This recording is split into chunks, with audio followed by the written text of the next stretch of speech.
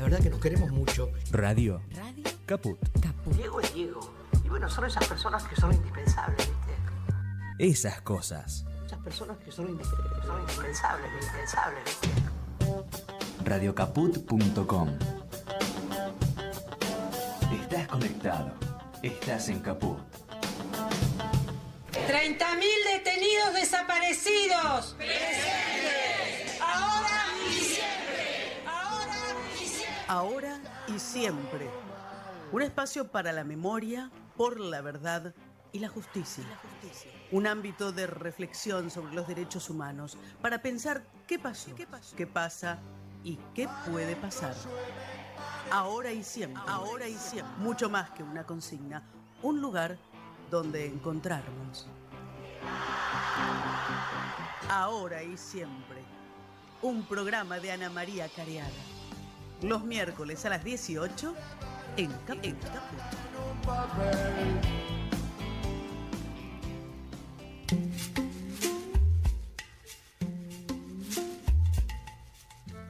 Buenas tardes a todas y todos. Estamos otra vez aquí en Caput en el ciclo 2024 que ya está llegando a su final por este año 2024 para seguir construyendo juntos y juntas este espacio para la memoria, por la verdad y la justicia.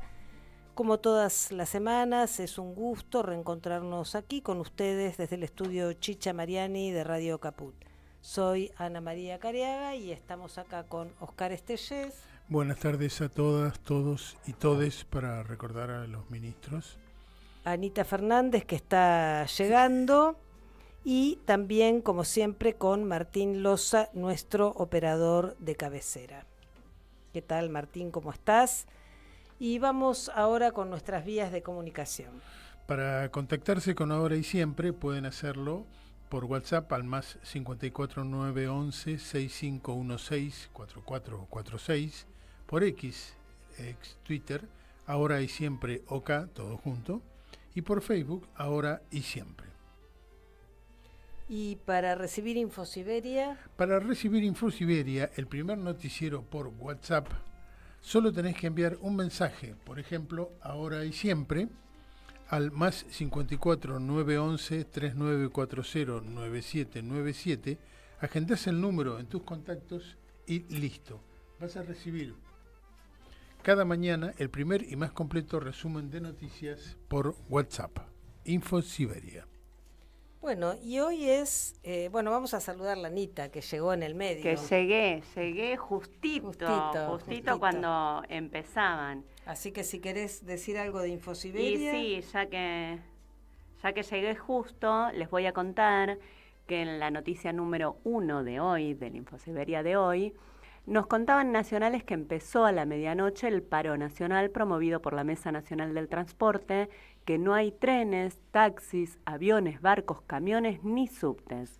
Tampoco habrá recolección de residuos y protestan contra la privatización de Aerolíneas Argentinas, la quita de subsidios, el abandono de los trenes y la reducción de los salarios, entre otros aspectos. La convocatoria es acompañada por organizaciones sociales que llevarán adelante cortes y ollas populares. Además, en la noticia 32 nos contaba que Milagros Salas ya lleva 3.210 días privada de la libertad. Y en internacionales lo quiero comentar porque cada año nos seguimos indignando, cada día nos seguimos indignando, pero es sobre Cuba, ¿no? Durante la Asamblea General de la ONU, múltiples países y organizaciones como la CELAC y CARICOM exigieron el levantamiento del bloqueo impuesto por Estados Unidos y su eliminación de la lista de patrocinadores del terrorismo. Brasil y Venezuela criticaron esta política, catalogándola de obsoleta y perjudicial para la economía cubana. Rusia subrayó que el bloque limita la interacción de Cuba con la comunidad internacional. Ya se votó.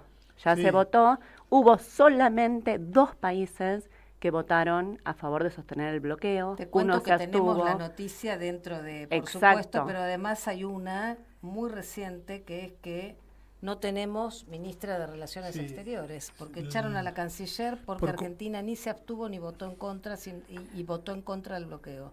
Mondino comunista fue eyectada del gobierno. Todos somos afuera, comunistas.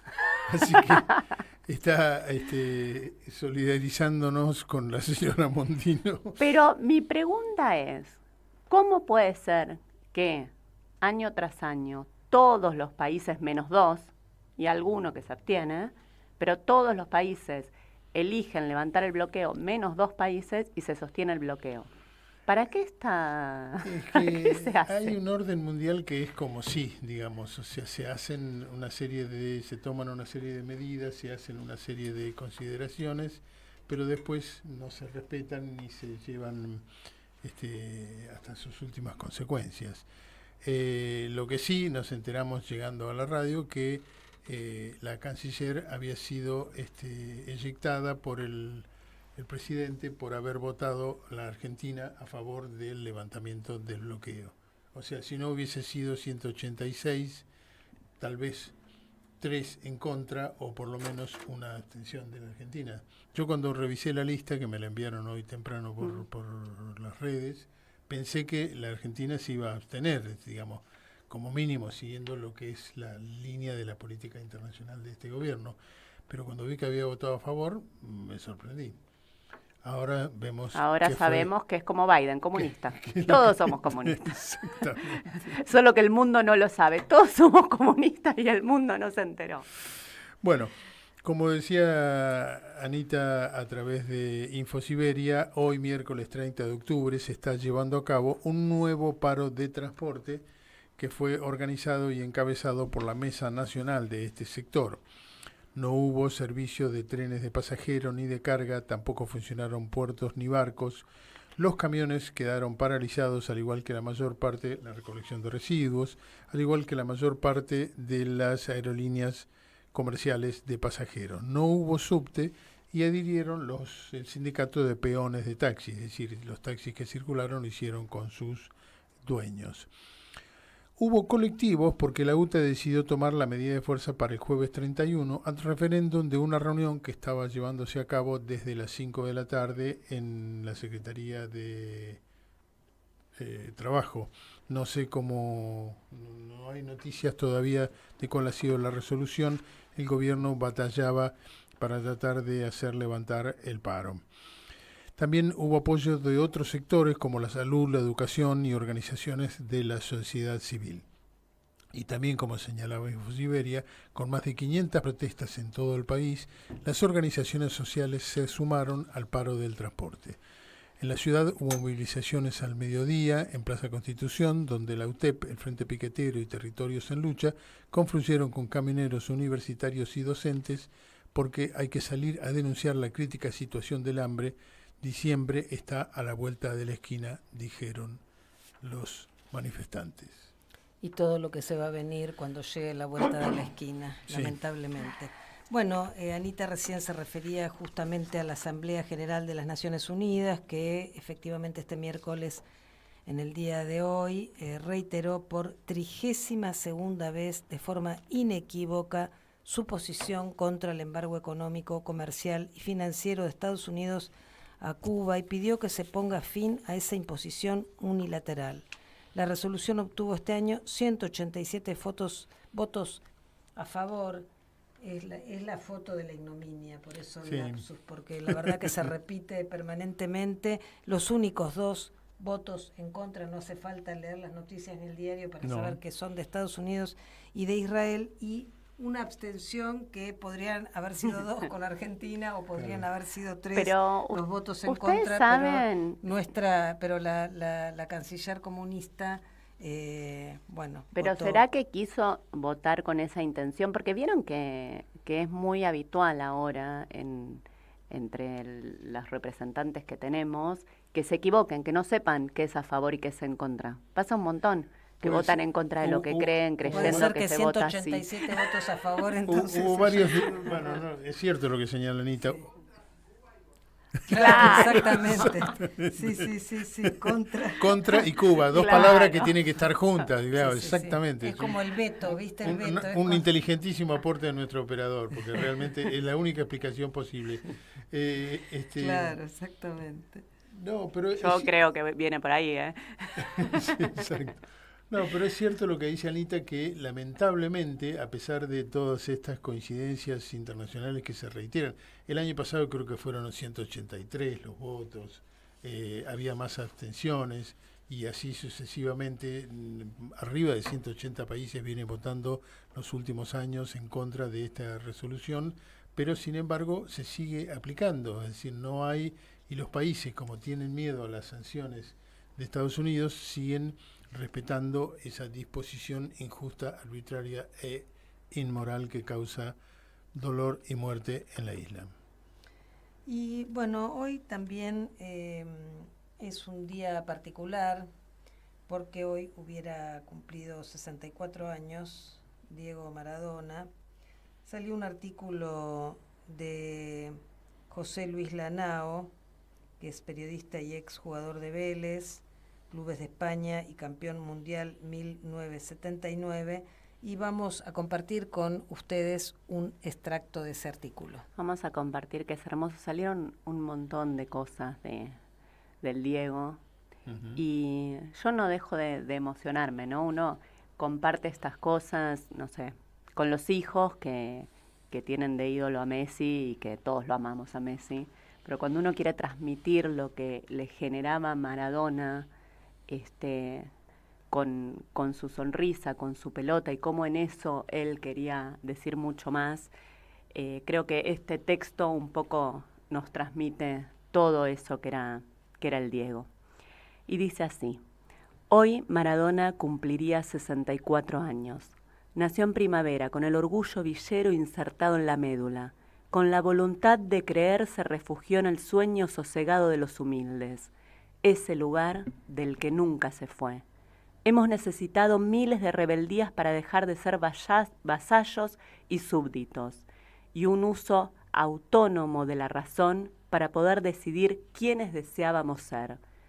Sin embargo, en esta realidad boca abajo, la cruda ética individualista prevalece sobre los valores menospreciados de la solidaridad. Pero vivimos tiempos salvajes, no ya de censura, sino lo que es mucho peor, de autocensura pensando en la supervivencia. Diego pudo callarse, no tomar partido, no meterse en problemas, escurrir el bulto, y hubiera evitado ser señalado con el dedo. La rabia que irradiaron ciertos poderosos contra él no era nueva, sino un viaje en el tiempo a las formas más ancestrales del dominio.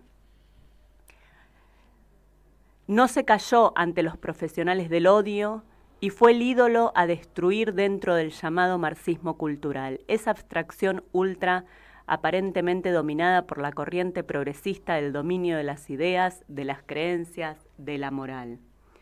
Si un día regresas al mar de tu infancia, Diego, debes saber que ese mar no te ha olvidado. Por muchas vueltas que hayas dado por el mundo, ese mar de tu niñez te tendrá siempre en su memoria. La muerte definitiva solo acontece con el olvido. Este país fatigoso te recordará siempre, en cada sobremesa, en cada alarido ronco, en cada injusticia social que se desate sobre las espaldas de los que sobreviven en los abismos del mundo. Hermoso. Sí, así es. Es impresionante, ¿no? Y es un poco eso. Más Diego larga, podría haber esquivado el bulto y le habría ido, entre comillas, mejor para los poderosos, ¿no? Le hubieran dado premios, no los hubieran echado, no lo hubieran cuestionado, no hubiese sido siempre, bueno, por un lado el jugador, por otro lado la persona. Y sin embargo, hizo lo más lindo, lo más importante, estar siempre con esa gente. Y cuando, no sé si recuerdan, cuando Diego murió, que todavía estábamos en pandemia, Sí. la gente no dudó en salir a la calle, la gente toda, incluidos los más humildes, viniendo desde donde sean, y eran esos momentos donde, no sé, yo sentía que las argentinas volvíamos a tener esa unidad, eso de abrazarnos todas con todos, como pasó Sí, en el además, Mundial, ¿no? Y ahora lo perdimos, digo, para ver que... Además, uno medio se olvida, pero la cola de personas que hacían la fila para tratar de estar cerca del cajón del féretro del Diego, llegaba desde la Casa de Gobierno, todo por Avenida de Mayo y la 9 de Julio hasta Constitución, más o menos. O sea, era impresionante la fila de gente humilde y de toda clase y de toda condición que quiso darle el último adiós, empañado por un montón de circunstancias que se salieron un poquito de control, como casi todo lo que tuvo que ver en vida con Maradona, ¿no? Y yo no llegué a entrar, la cantidad de gente que había era impresionante, los que tardamos en movilizarnos, pero fue realmente emocionante y sigue siendo, cada vez que uno ve algo de Maradona, te emociona. Sí. O sea, él volvía a la Argentina, venía y iba ahí a la casa de sus padres, a su villa, a visitar a sus vecinos. Son pocos los que mantuvieron eso, lamentablemente algunos mediáticamente lo hicieron y después se olvidaron de los pobres, se pusieron a comprar molino de viento como Don Quijote, pero con un poco más de plata. Bueno, y vamos a decir que hay alguna justicia justa. Pablo Basel diría que si hay una justicia justa es de Corrientes. Exactamente, siempre el correntino itinerante nos trae alguna noticia justa, porque precisamente la justicia federal de esa provincia condenó al Estado Nacional y particularmente al presidente y a la ministra de Desarrollo Humano, Sandra Peto Velo, por haberles quitado con datos falsos los planes potenciar trabajo a unos 500 correntinos. La maniobra, ahora condenada por la justicia, es la típica de la administración Milei. Cuando se le reclaman por planes, por fondos, por presupuestos, por alimento, la primera reacción del gobierno es la misma de siempre: hacen denuncias y no responder a las necesidades. El Estado Nacional y el vocero presidencial habían acusado por fraude a estos ciudadanos porque supuestamente no les correspondía el plan por ser empleados provinciales. Nadie se tomó el laburo de constatar que la lista esa a la cual aducían que pertenecían estos 500 empleados era falsa, porque además era vieja. Algunos habían estado contratados hacía 10 o 20 años y la justicia no solo ordenó que sigan cobrando los planes potenciar trabajo, sino que se les paguen además los meses que nunca se les pagaron. Además, se le deben agregar los intereses correspondientes. Y también los afectados iniciaron una demanda por daños y perjuicios, calumnias e injurias contra los funcionarios porque fueron incluidos en una lista de supuestos defraudadores del Estado. Siempre al Estado termina saliéndole más caro no responder a la primer demanda de los que le están solicitando que hacer toda esta parada recorrido de apelaciones y de inmorales demoras, porque qué sé yo, se están perjudicando, digamos, se están deteriorando los alimentos que tienen que entregar, porque se presentan apelación tras apelación y ¿cómo se llama? Cautelares, no me salía la palabra, para no entregarlo, y hubiera sido mucho más sencillo entregarlos. Pero bueno, en este caso la justicia hizo una resolución que, valga la redundancia, hizo justicia. Muy bien, y hablando de avasallamiento de derechos, ¿cómo estamos con tiempo? las universidades? Bueno, digo, para ver de qué hablábamos, porque hablando de eso, este miércoles los 6 gremios que componen el Frente Sindical Universitario hacen paro nacional en concordancia con la medida que llevan adelante los sindicatos del transporte. Habíamos dicho que se sumaron, bueno, entre otros, el Frente Sindical. Por otra parte, la UBA recurre a la justicia para que sea esta la que determine quién puede auditar a las universidades. El gobierno quiere que sea la SIGEN y la UBA la AGN. El juez, en lo contencioso administrativo federal, Diego Cormick, tiene 5 días para expedirse. Recordemos que la SIGEN depende directamente del presidente y la Constitución Nacional solo le otorga funciones de control interno del Poder Ejecutivo, por lo que no tiene competencia para auditar. Entonces, si las universidades son autónomas, ¿quién las tendría que auditar? La Auditoría General de la Nación, Nación, que que es es lo que precisamente el órgano que hasta ahora Claro. Auditaba. interviene. Bueno, Auditaba. eso fue lo que explicaron desde la UBA, pero no la ven, no la entienden. No. Lo que pasa es que el gobierno, al tener tanta respuesta y tanta indignación, porque la universidad, como venimos diciendo, es una causa transversal, y justamente por el costo político que le puede implicar, está corriendo el eje a la cuestión, como lo corre a todo, a la cuestión de las auditorías, de lo que entre Además, comillas se roban, etcétera, etcétera. Los otros días dijeron un argumento que no digamos, no es el más importante, pero sí es un factor que hay que tener en cuenta. De todo el presupuesto que reciben las universidades, más del 90% son salarios.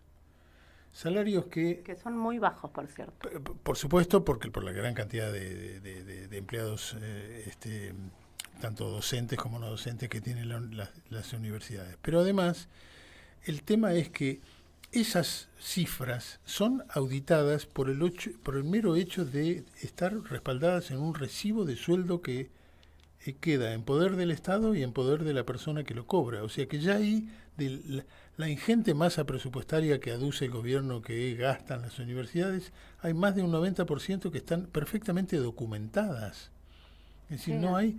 Estamos discutiendo un pedacito de ese presupuesto que a su vez las universidades lo ejecutan y lo auditan y rinden acabadamente cada periodo que corresponda a la Auditoría General de la Nación. O sea, no hay un agujero negro de plata que se va por la canaleta de la droga, como decía un dirigente. Entonces, es absurdo, pero bueno, en este país un pequeño absurdo más. Bueno, y tenemos que referirnos a un caso tremendo, realmente, que es un caso de una persecución obstinada del gobierno de Paraguay y también del gobierno actual en la Argentina contra la familia Villalba. Sí, vamos a compartir un comunicado de la Red Federal en Defensa de los Derechos Humanos y la Democracia, que dice: Paraguay, brutal persecución contra una familia. Desde la Red Federal por la Defensa de los Derechos Humanos y la Democracia, repudiamos la persecución, torturas y vejámenes perpetrados en el penal de máxima seguridad de Minga Guazú, en Paraguay, contra las presas políticas Laura Villalba, Carmen Villalba y Francisca Andino. Alertamos que su reclusión de máximo aislamiento también obstaculiza la búsqueda activa de Carmen Elizabeth Lichita Oviedo Villalba, hija de Carmen, que tenía 14 años cuando fue secuestrada con vida el 30 de noviembre de 2021 por parte de la Fuerza de Tareas Conjunta del Estado del Paraguay, y desde entonces se desconoce su paradero. Los defensores han denunciado que las detenidas son sometidas a traslados inexplicables e inexplicados, aislamiento extremo, privación de agua y alimentos, violencia física sistemática, negativa a la atención sanitaria y suspensión de la medicación, violación a la privacidad y de las garantías procesales, entrevistas con defensoras vigiladas con detenidas esposadas y encapuchadas. Laura Villalba, recordamos, es la madre de María del Carmen Villalba y la tía de Lilian Mariana Villalba, ambas de nacionalidad argentina, quienes tenían 11 y 12 años respectivamente cuando fueron asesinadas por la Fuerza de Tarea Conjunta del Paraguay el 2 de septiembre del 2020. Las autoridades del Paraguay destruyeron pruebas fundamentales, enterrando los cuerpos de las niñas sin autopsia y quemando sus ropas, y emitieron un comunicado justificando su accionar con el infundado pretexto de que las niñas estaban armadas. Paraguay no ha permitido el trabajo del equipo de antropología forense y se ha negado a una investigación independiente con participación de terceros países. Se trata, en definitiva, de gravísimos episodios en un verdadero plan de persecución a campesinos que luchan contra el despojo. En busca de verdad y justicia nació la campaña internacional Eran Niñas. Red Federal por la Defensa de los Derechos Humanos y la Democracia se suma denunciando la cancelación de refugio a la familia por parte del gobierno argentino, llamando a la solidaridad internacional, exigiendo el cese de la brutal persecución hacia la familia Villalba y el inmediato otorgamiento de trato digno a las detenidas, así como el cumplimiento irrestricto del Pacto de San José de Costa Rica. No a la impunidad de los crímenes del Estado paraguayo infanticida. cese de la persecución y violencia contra la familia Villalba, justicia por las niñas María Carmen y Lilian Mariana, aparición con vida de Lichita. Vamos a la tanda. Mandanos un WhatsApp. Mandanos Sarasa y Noticias. 11 65 16 44 46. Vuelve el calor, vuelve el mosquito. Para prevenir la propagación del dengue, hay que impedir que el insecto se reproduzca. Evita la acumulación de agua en todos los espacios de tu casa. Municipio de Morón, Corazón del Oeste. Solidaridad, voluntariado y asociativismo. Anoche soñé contigo. Proyecto Colectivo, el programa radial de Asociactiva. No estaba durmiendo. Subite al bondi de la solidaridad. Qué lindo que soñar. Soñar no cuesta Proyecto nada. Colectivo, solidaridad, voluntariado y asociativismo. Subite al bondi de la solidaridad. Proyecto Colectivo. Los jueves a las 5 de la tarde. En Capó. ¿Querés arrancar la mañana bien informado? Infosiberia, las noticias en tu celular.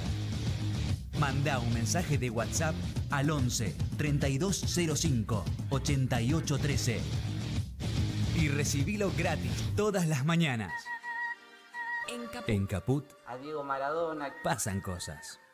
Todo el apoyo sincero de un peronista, de un hombre que quiere que la gente coma, que la gente sea feliz. Por eso le mando un beso grande a Eber Bonafini y a vos, Calamaro, te quiero mucho. Muchas gracias por compartir el Santuario de las Madres. Son unos encuentros muy sentimentales los nuestros. La verdad que nos queremos mucho. Radio Caput. Diego es Diego. Y bueno, son esas personas que son indispensables, ¿viste? Esas cosas. Esas personas que son indispensables, ¿viste? Ahora y siempre. Un espacio para la memoria, por la verdad y la justicia. Y seguimos en Ahora y Siempre con un tema que no ha tenido la difusión, repercusión y denuncia que merece por la gravedad, que es la ley antimafia, ese proyecto de ley antimafia presentado por la ministra de Seguridad, Patricia Bullrich, que se titula en realidad Abordaje Integral del Crimen Organizado y que obtuvo media sanción en la Cámara de Diputados el pasado miércoles 2 de octubre con 137 votos afirmativos, 92 negativos y 0 abstenciones, gracias a los votos de La Libertad Avanza y sus aliados del PRO, la UCR, Bloque Hacemos Coalición Federal, que lidera Pichetto, y la Coalición Cívica. Ahora resta que se trate en el Senado. Para hablar de este y otros temas estamos en contacto con Claudia Roca, que es presidenta de la rama argentina de la Asociación Americana de Juristas, integrante también del Instituto Espacio para la Memoria y de la Red Federal en Defensa de la Democracia y los Derechos Humanos. Hola Claudia, ¿qué tal? ¿Cómo estás? Muchas gracias por esta comunicación con Ahora y Siempre. No, gracias a vos, Ana. ¿Cómo estás? ¿Cómo están ustedes? En este tránsito tan difícil de la realidad argentina, ¿no? Pero bueno, un gusto como siempre estar conversando. Así es. Bueno, estamos acá en este programa que hoy te cuento que es el último programa del año y nos parecía que es fundamental tocar este tema que es tan grave y que además es difuso, ambiguo, no se conoce mucho. No define el proyecto lo que es la organización criminal y todo apunta, como sabemos, a criminalizar la protesta social. No sé si podés comentarnos acerca de esto. Sí, mira, básicamente creo que esta es la interpretación que hacemos todos, primero porque se trata de un gobierno que desde el inicio está criminalizando, persiguiendo, por ejemplo, organizaciones sociales, allanando comedores, ¿no? En un contexto de una economía brutal, además hay procesados dirigentes sociales, ha atacado sin ninguna duda a las organizaciones gremiales, tiene como objetivo la destrucción de los partidos políticos, así lo han manifestado. Entonces, no podemos menos que preocuparnos con este proyecto que además tuvo media sanción entre gallos y medianoches en diputados, como bien vos acabás de decir, está absolutamente silenciado, no hay discusión en los medios ni en la esfera pública. Y entonces, por eso estamos proponiendo el miércoles próximo, en el local de la CTA, a las 5:30 de la tarde, un debate con importantes especialistas en derecho penal para empezar a deshilar este entramado. Por momentos aparece bastante siniestro, ¿no? Sí. Pensaba entre las distintas cuestiones, ¿no? Nombro algunas para que vos las profundices. El proyecto determina una zona sujeta a investigación especial, la detención de personas sin orden judicial por 48 horas, la detención de personas por 15 días prorrogables, 15 más en investigaciones complejas, permite realizar requisas en las cárceles sin origen judicial, realizar allanamientos encadenados, monitorear comunicaciones telefónicas y de las redes sociales con blanqueo posterior, incrementar las penas por intimidación pública y amenazas en redes sociales, y determina que todos los integrantes de, entre comillas, una organización criminal les corresponde la misma pena de 8 a 20 años. Es decir, que realmente bajo el ropaje de la persecución al narcotráfico, en realidad vienen por más de lo mismo. Sí, por supuesto, siempre bajo, claro, es muy difícil pensar que, digamos, la gente no va a estar de acuerdo con abordar el crimen organizado, ¿verdad? Claro. Pero quiero decir, algunos detalles. Esto de las zonas especiales, ¿qué significa esto de zonas sujetas a investigación especial? Que en esas zonas se van a poder detener, incautar, requisar, allanar o interceptar comunicaciones, ¿no? Sin una orden judicial. Esto, digamos, tira por tierra toda la construcción en materia de derechos y garantías constitucionales. Totalmente. Y convencionales, que han sido pensadas por algo, ¿no? O sea, no, creo que a tu audiencia o a cualquier persona con una más mínima grado de memoria entiende qué significa esto y que está más atado a estados de excepción y a regímenes dictatoriales que a una república democrática, ¿no?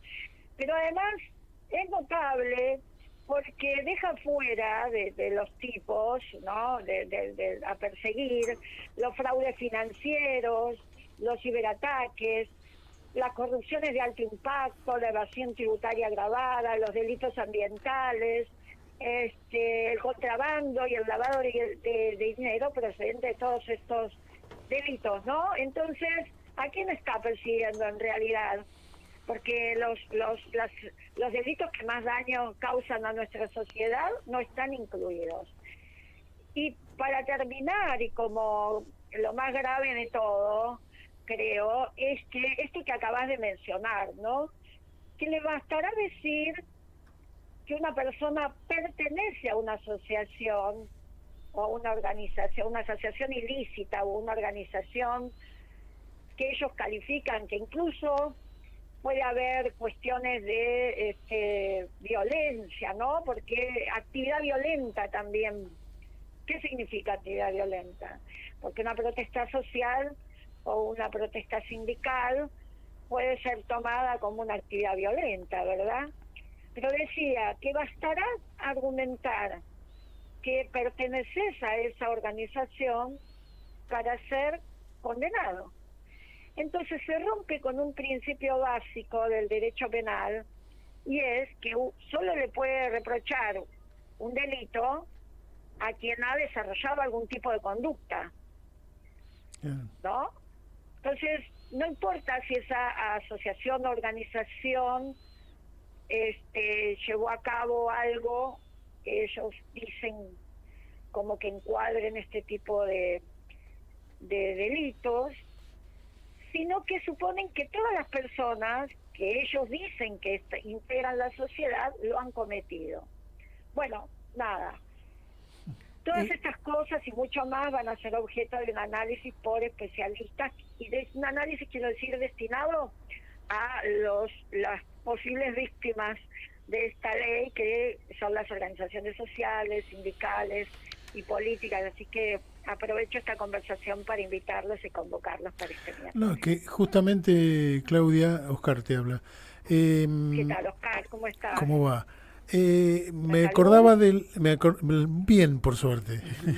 Me acordaba de la represión a la manifestación del 12 de junio. Es decir, el fiscal Torneri, graciosamente, aún antes de que estuviese vigente o simplemente con media sanción este proyecto nefasto, caratuló a las personas que se habían opuesto en la manifestación como sedición, intento de golpe, terrorismo, es decir, y sindicaba dentro de una organización supuestamente delictiva a personas que eran uno vendedor de panchos, el otro que estaba circunstancialmente por ahí, el otro que pertenecía a una organización política, es decir, una mezcla increíble, y para él eran todos de la misma organización delictiva. Es decir, de haber estado vigente esta ley, hubiesen sido juzgados y condenados con esta figura, lo cual es tremendo, digamos. Así es, así es. Y vuelvo a repetirte, imagínate si tuvimos esa escena con las organizaciones que tienen adelante comedores, que están paleando lo más terrible que puede tener una persona, que es el hambre. ¿Qué no harán con esta ley?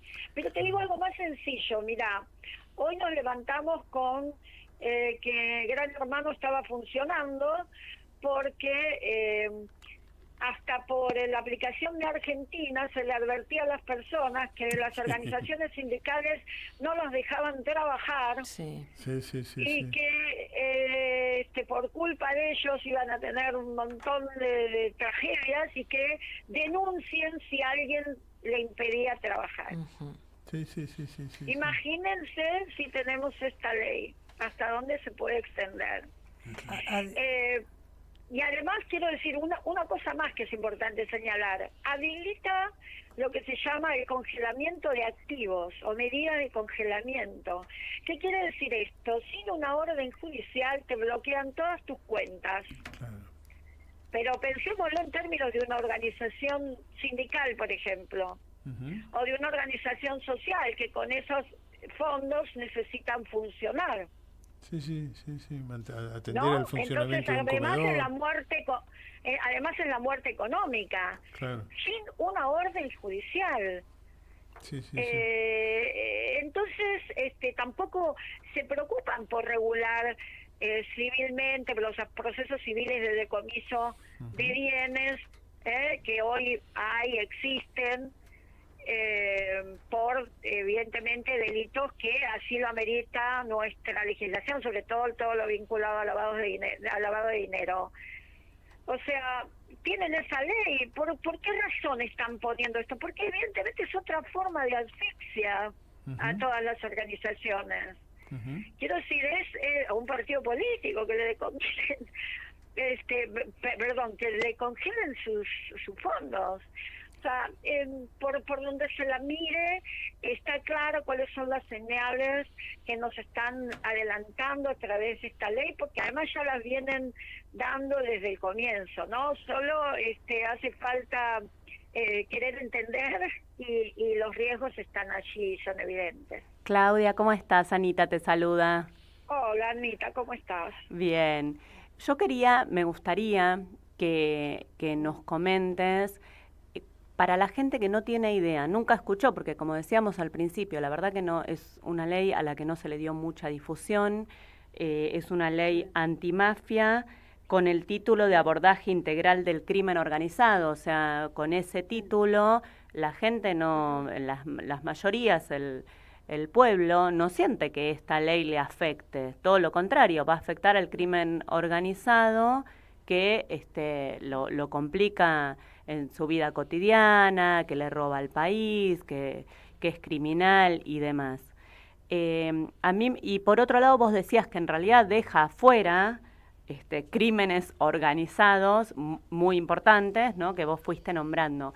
A mí me gustaría que en términos fáciles le podamos decir a la gente por qué estamos en peligro nosotros, ¿no? O sea, no está definida qué es el crimen organizado. ¿Cómo está definida esta ley?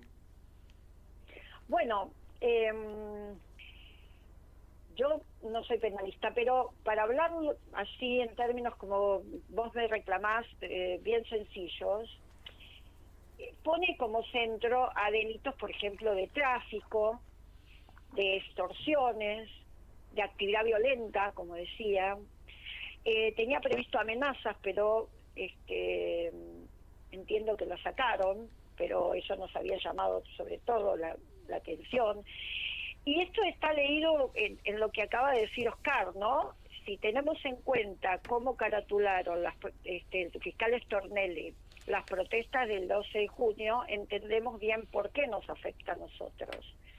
Porque extorsión se puede extender a muchísimas cuestiones, como hacer un paro, ¿no? O hacer una protesta frente a una fábrica, y se puede tomar desde como una actividad violenta a como una extorsión violenta a los titulares de esas transnacionales, por ejemplo.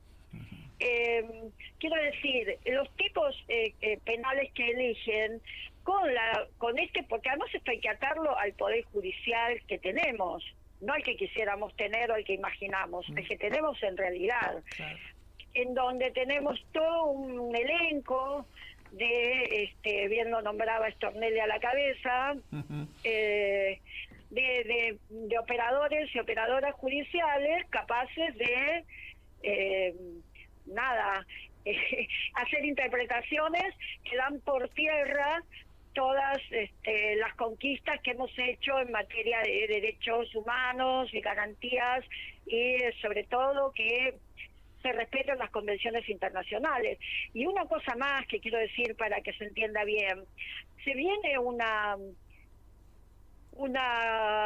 conflictividad importante que tiene mucho que ver con los pueblos originarios.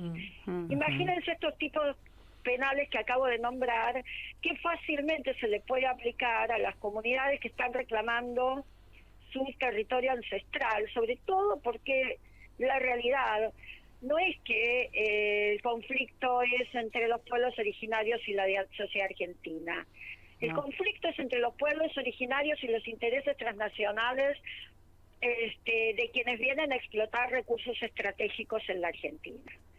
Le hace Mecorot en materia de agua potable, la empresa israelí, terratenientes del sur, el litio en el norte, digamos. Este es el mapa donde también debe ser leído este tipo de legislación, que no hacía ninguna falta, esto también hay que decirlo. Claudia, esas organizaciones, sobre todo los pueblos originarios, muchas veces están catalogadas, ¿no? Las acusan de terroristas. En realidad hoy, como decíamos hace un rato, todos somos comunistas, es muy fácil que nos acusen por protestar, por manifestarse, por la bronca también que tiene la gente. Cualquier acto de bronca puede ser acusado de terrorista.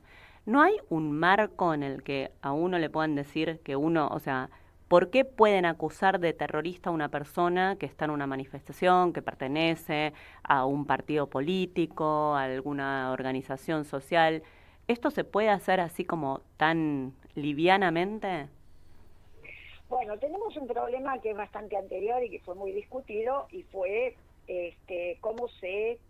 pero es un problema que no está solo aquí, está en el mundo y evidentemente no es casual, y es la falta de definición, ¿no? Inequívoca del delito de terrorismo, ¿no? Porque causar terror o a llevar acciones violentas adelante destinadas a causar terror en la población o en un sector o grupo determinado. Estás hablando del presidente.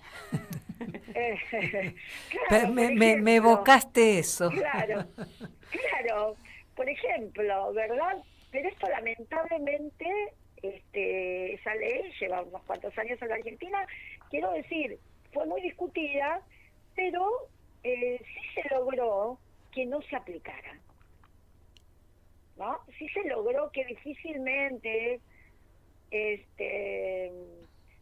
hubiera jueces que condenen por terrorismo en la Argentina, porque además, quiero decir, y es hora de que lo digamos con todas las letras, no somos un país que tengamos ese tipo de problemas por ahora, salvo, por supuesto, el atentado, los 2 atentados que ambos sabemos, pero también por un conflicto que no es nuestro, que fue importado por irresponsabilidades en materia de manejo de las relaciones internacionales, obviamente, ¿no? Que es lo que se nos vuelve a repetir ahora con el presidente de la Nación, que nos mete en conflictos que no son nuestros. Entonces digo, el problema es que cuando tenemos esta conjunción de un poder ejecutivo como el que estamos teniendo, que se suma a un contexto sobre todo de Occidente, de conflictividad y guerras cruzadas de distinta intensidad y métodos, ¿no? Con este poder judicial estamos en riesgo. Y si todo esto fuera poco, se le suma esta ley que es aún más alarmante por eso, por lo difusa, por la falta de precisiones, y que entonces nuevamente estemos frente a una herramienta que pueda ser usada de la misma manera que se usó en la dictadura las normas de excepción, ¿no? Bueno, vos justamente en su momento, Claudia, te preguntabas hasta dónde se puede extender esto, y ahora hablas de la dictadura, y esta norma aprobada por diputados viene acompañada de otros proyectos, por ejemplo el que propone la modificación de la Ley de Seguridad Interior, presentado por Bullrich y el ministro de Defensa, Luis Petri, justamente para que las Fuerzas Armadas puedan participar en el conflicto interno. Y pensaba en esto, ¿no?, del estado de excepción del que hablás, y esta realidad de las democracias debilitadas, esto que interpela el concepto de democracia. Bueno, te vuelvo a repetir, tiene mucho que ver esto por eso es importante abrir el lente y entender cómo son algunos procesos en países que nos preceden, ¿no? El engendro del presidente, este proyecto que gobierna la Argentina, tiene como un mismo enlatado con Zelensky, ¿no? A quien nadie le pide elecciones, pero que también está en medio de un estado de excepción. Lo mismo ocurre en El Salvador. Y además esto viene a emular lo que se le llamó la ley Rico en Estados Unidos. Compañeros de la Asociación Americana me señalaban respecto de esta ley lo parecido que es a normas que existen en Puerto Rico, donde han controlado represivamente todas las fuerzas disidentes. Y miren, si será así que un cómico que está en la campaña de Trump le acaba de decir que era un islote sucio, ¿no? Porque hay ahí una explotación y una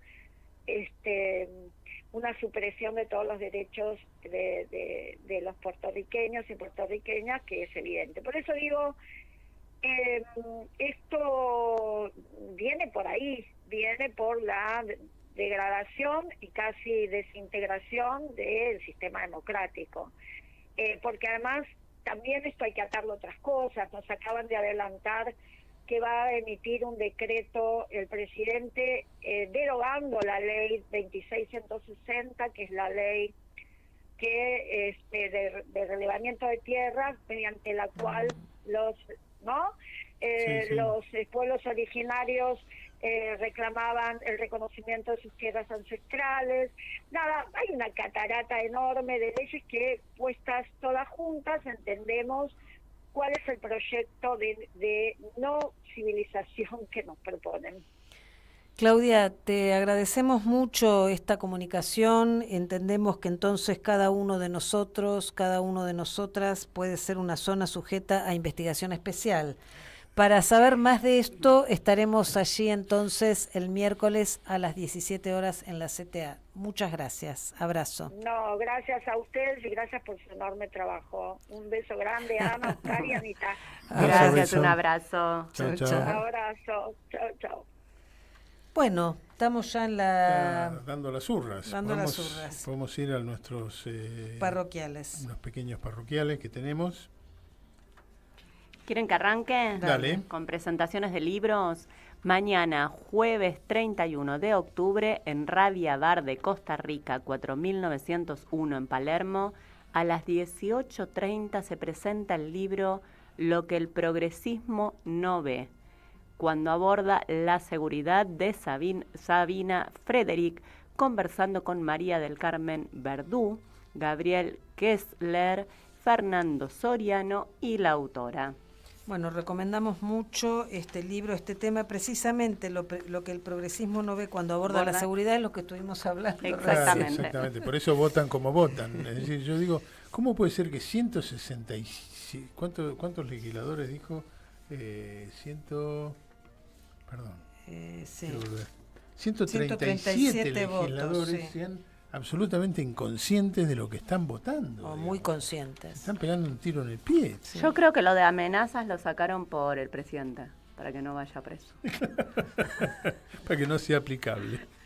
Bueno, la presentación 2, este sábado 2 de noviembre a las 17 se presenta el libro 1960 Plan Conintes en Mar del Plata de Paula Biafora y Carlos Bossi en la Casa de Nuestros Hijos, La Vida y la Esperanza, en la ex ESMA, Avenida del Libertador, 8151 de la ciudad de Buenos Aires.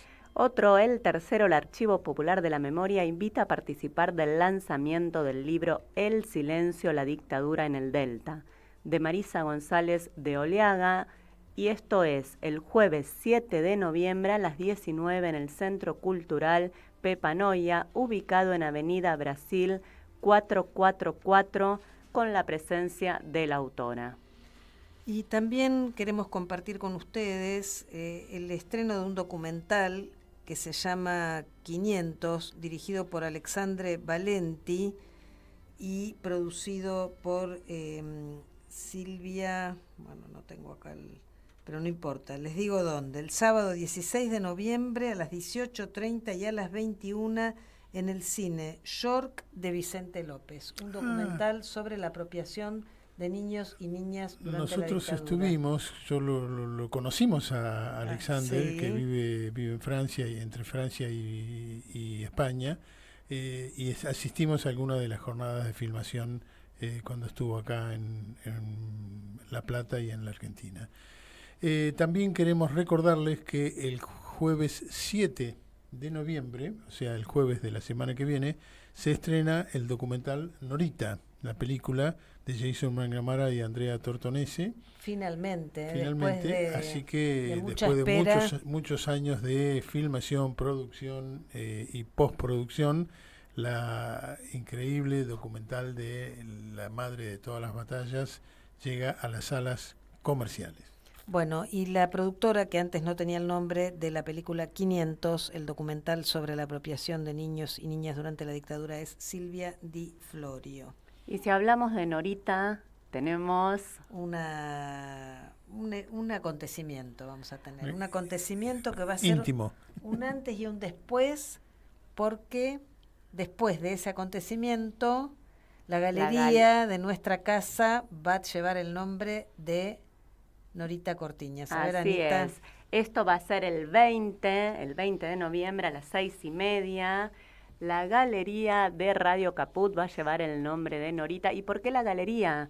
Porque es la que une los espacios de Caput, como era Norita, ¿no? Primero, o sea, por un lado, yendo de un lado a otro, la galería es un poco eso, y uniendo esos espacios, esos caminos, esas necesidades.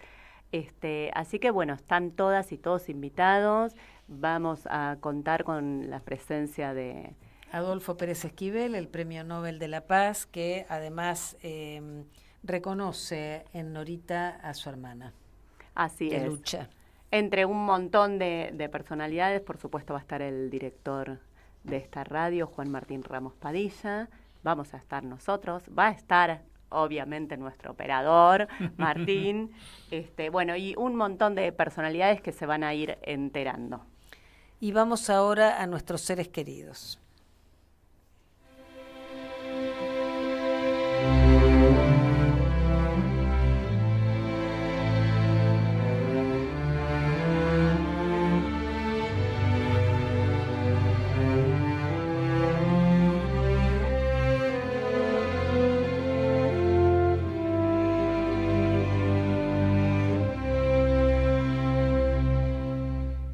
aún caminan contigo, aún caminan conmigo, los que nunca se fueron, los que nunca se han ido, hasta el fin de los tiempos,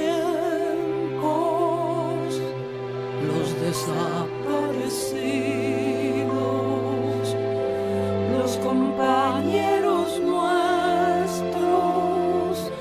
nuestros seres queridos.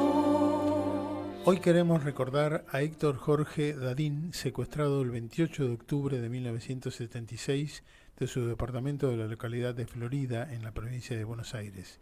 Militaba en la organización comunista Poder Obrero, OCPO. Fue llevado al centro clandestino de detención, tortura y exterminio conocido como Protobanco y después fue visto en División Cuatrerismo, Brigada Güemes, Puente 12, circuito que estaba a cargo de Echecolats, Camps Echecolats. Permanece desaparecido. Presente. Queremos mandarle un saludo muy, muy grande a Fanny, que es compañeraza, que además es oyente de la radio, que se está recuperando de un accidente. Y bueno, mandarle cada vez más fuerza, que está cada vez mejor. Vamos, Fanny. Fanny, querida, abrazo. Abrazo inmenso. Y bueno, antes nos referíamos al conflicto universitario que continúa. Hoy justamente hubo un paro y bueno, vos te referías antes, Oscar, a la acción legal que impuso la universidad por el tema, y Anita también, por el tema de las auditorías. Y nos vamos a ir con un tema de Lali Espósito, que fue furor la semana pasada a raíz de una flash mob realizada por los estudiantes de arte de la UNA en la estación 11 del ferrocarril Sarmiento. Explica lo que es una flash mob para hablar en castellano, que si no, ¿cómo es nuestro amigo? Es una movida relámpago, digamos. Eso es lo que literalmente quiere decir flash mob. Es decir, es un gran conjunto de personas que se reúnen combinadamente en un mismo lugar, hacen una acción que puede ser en la que van a ver y oír en este caso, y después se dispersan rápidamente. Pero como le decíamos antes... Era un acto relámpago. Un acto relámpago, porque si no, Conrado Geiger, si lo decimos en inglés, claro, se va a enojar claro. con nosotros. Un abrazo a Conrado, y entonces... Nos despedimos hasta el año próximo, marzo, abril, estaremos de nuevo con ustedes. Bueno, pero nos despedimos hasta el 20. Sí, que vamos a estar ahí, claro, vengan acá y después sí, hasta siempre, ahora y siempre. Ahora es un derecho y humano. Siempre, y no vamos a cantar la canción de Lali solamente porque vamos a estar bailando. Chau, chau. Chau, chau. Hasta luego.